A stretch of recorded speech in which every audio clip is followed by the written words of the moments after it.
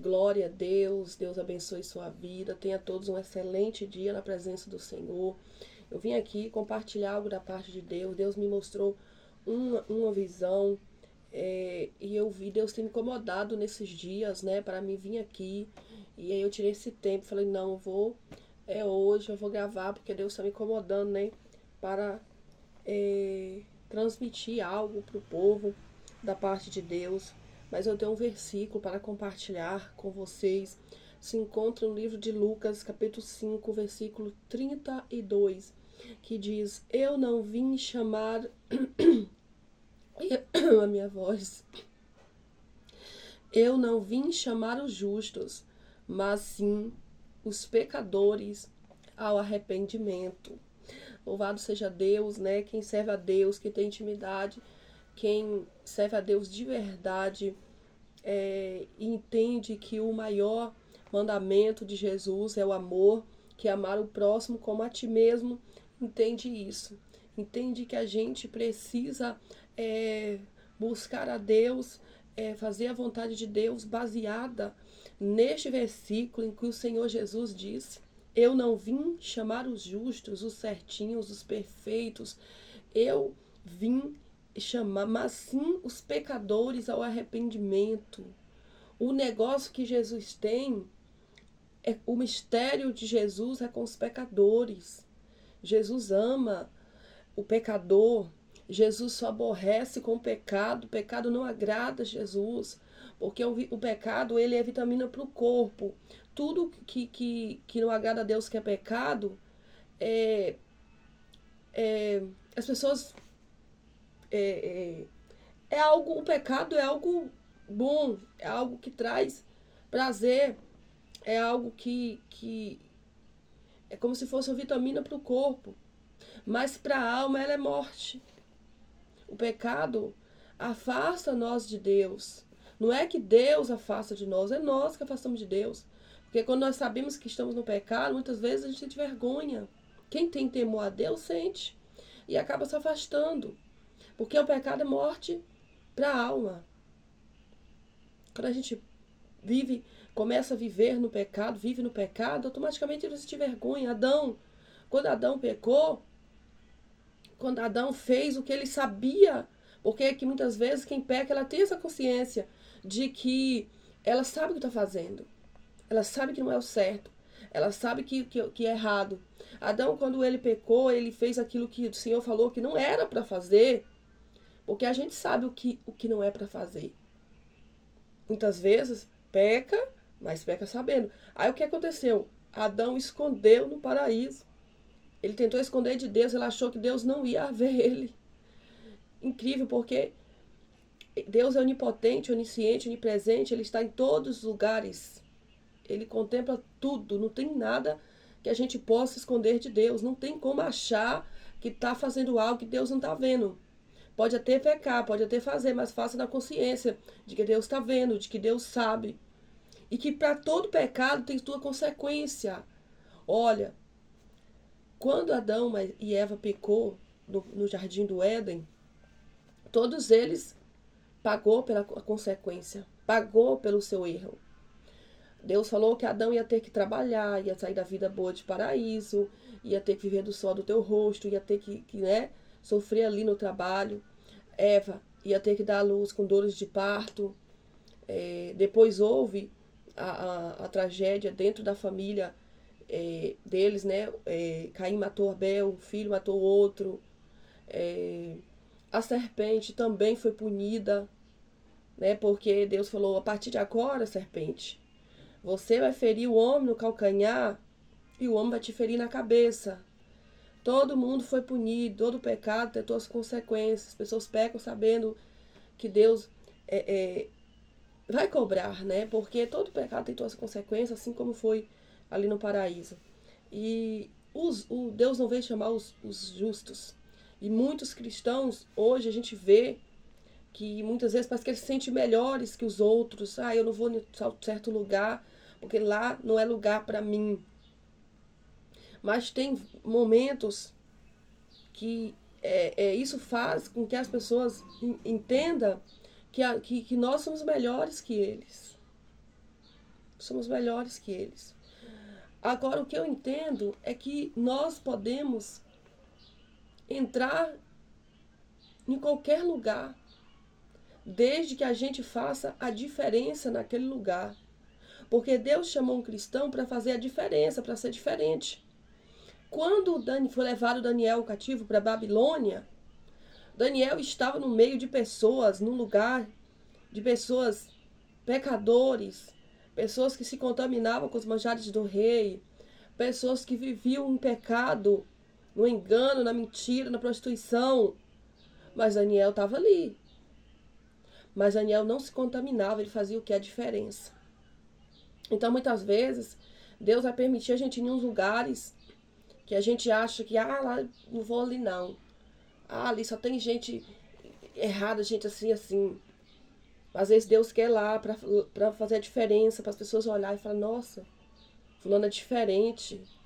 Ele tá aqui, mas não tá fazendo o que todo mundo tá fazendo. Ele é diferente, olha. E aí é que o Espírito Santo vai ministrar no coração das pessoas. As pessoas vão ver a diferença. E o Espírito Santo vai ministrar o desejo daquelas pessoas de mudarem, de ser diferente também. É assim que Deus trabalha. E quando ele fala, eu vim chamar os justos, mas não vim chamar justos, mas os pecadores. É que ele está dizendo, ninguém é melhor do que ninguém. Não devemos fazer acepção de pessoas. Não devemos julgar as pessoas porque elas estão no pecado, elas estão no erro. Porque Jesus disse, eu não vim julgar elas. Eu vim convocar elas. Eu vim pregar a verdade para elas. Eu vim fazer a diferença para elas e mostrar para elas. Buscar elas. Convencer elas ao arrependimento. Mas eu não vim julgar. Eu não vim olhar elas de cima e baixo. Tem gente que olha as pessoas de cima e baixo, se sentindo superiores, porque elas, buscam a Deus, o outro não busca. Ela está na presença de Deus, o outro não está, e olha com aquele olhar de repúdio. Olha com aquele olhar de repúdio. As vestes de fulano. Que não sei o que. Gente, você não está pregando o evangelho verdadeiro. O evangelho verdadeiro é aquele que você abraça os pecadores e busca com muita sabedoria trazer ele ao arrependimento. Jesus pregava com tanta sabedoria. Jesus não saía por aí dizendo, eu sou pregador, eu falo o que Deus manda, e de qualquer maneira. Nem sempre quando Deus mostra algo a respeito de alguém, a gente tem que chegar lá de qualquer maneira e despejar aquilo na pessoa. Tem que ter sabedoria para falar, para passar a revelação. Tem que ter certeza se é Deus mesmo. Muita gente tem achismo. Ele quer consertar a vida do outro. Muitas vezes é ele que está errado. E aí ele tem mania de ficar falando, Deus mandou eu te falar que você não pode usar isso. Deus mandou eu te falar que você está fazendo... E muitas vezes é a própria pessoa que está achando aquilo e quer falar e fala no nome de Deus. Mas a Bíblia diz, sai daquele que fala em meu nome em vão. Aleluias. Glórias a Deus. Eu quero contar rapidamente aqui a visão que o Senhor me mostrou na madrugada. E ele mostrou para mim o seguinte... Eu chegava assim numa casa e eu via as pessoas prostituindo. Eu via um monte de homens numa casa, um monte de mulheres, e eles estavam praticando atos, libidinosos. Eles estavam ali praticando orgias, aqui no pecado mesmo, no pecado, sexual, que muitas vezes as pessoas fazem atrocidades nessa área, e muita coisa assim como Sodoma e Gomorra, coisas que não agradavam a Deus mesmo, coisas terríveis. E eu via essas pessoas praticando esse pecado, fazendo essas orgias, essas coisas. E aí eu lembro que eu olhava aquilo ali e eu não me agradava. Eu achava aquilo um absurdo. As pessoas, aqueles homens, mulheres, aquele monte de gente ao mesmo tempo, aquelas coisas ali pecaminosas, que está fora do contexto bíblico, que está fora da vontade de Deus. E aí a gente entende que são coisas que Deus não agrada. E agora, eu olhava aquela situação, olhava e não me agradava.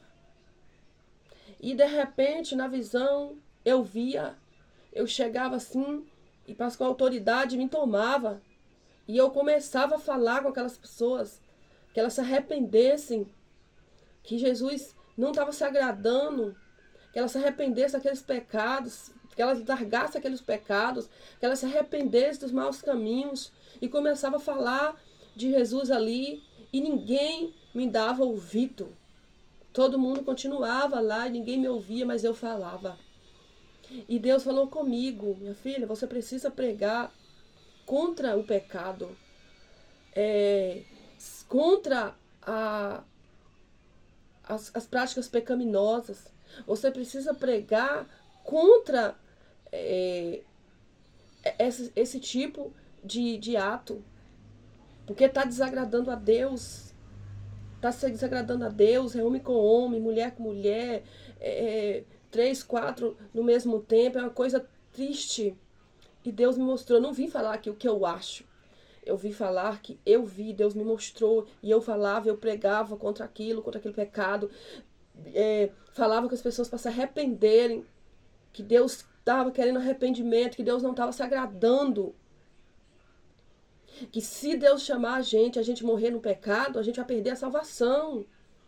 Porque a gente vai dizer assim, Jesus vai demorar, até hoje ele não voltou, mas Jesus pode voltar para cada um de nós individual. Porque quando a gente fecha os olhos para a vida terrena, a gente vai abrir os olhos para a eternidade.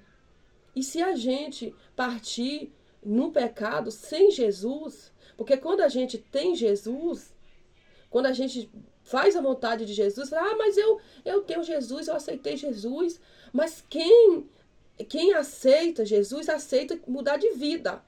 Quem aceita Jesus, aceita viver uma vida nova, longe do pecado. Quem tem intimidade e aceita Jesus de verdade, ele não peca, ele não vive no pecado. Ele quer mudança de vida, porque Jesus é isso. Quem conhece Jesus de verdade entende que ele proporciona mudança de vida, mudança de vida. Ele proporciona a transformação. Aquele que pecava outrora, ele já não sente mais vontade de pecar. Ou ele busca por aquela libertação. Senhor, eu quero ser liberto. Eu sei que o que eu estou fazendo não agrada o Senhor.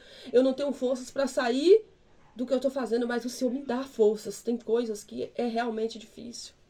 Porque o pecado ele vai afundando. E cada vez que a pessoa vai praticando, ele é algo que ele traz prazer, ele traz gozo para o corpo, mas para a alma ele traz morte. E, portanto, muitas vezes é difícil abandonar. Mas a gente sabe que é preciso abandonar o pecado e dizer, Jesus, me dê forças, me ajude. Eu quero, mas eu não consigo. Me ajude. E Jesus vai ajudar. Jesus vai dar forças para sair do pecado. E agora, Deus começou a falar comigo durante essa semana, me cobrar de mim. Prega, fala, para as pessoas se arrepender dos pecados, arrepender dos maus caminhos, buscar a salvação que é em Cristo Jesus. E eu preciso falar disso. É preciso parar de pregar só bênçãos, só coisas boas e pregar o evangelho verdadeiro, que é arrependimento. Arrependei-vos dos vossos caminhos. Essa era a mensagem de Paulo para o povo, essa era a mensagem de João Batista. Jesus está vindo aí, está vindo alguém aí, o Messias, alguém que é maior do que eu. Arrependei dos vossos caminhos. Ele batizava o povo em sinal de arrependimento. E com o batismo, aquelas pessoas estavam mostrando que elas se arrependeram e elas não queriam mais aquela vida antiga, elas queriam uma vida nova. Batismo é arrependimento. Não adianta batizar e continuar no pecado, continuar fazendo as vontades do mundo, continuar fazendo as coisas do mundo, só porque batizou e dá dízimo, acha que está fazendo a vontade de Deus. A vontade de Deus é abandonar o pecado, é viver uma vida de santidade, é levar suas vestes. Porque quando Jesus vier, ele quer encontrar um povo com vestes limpas, lavados, remidos pelo sangue do Cordeiro.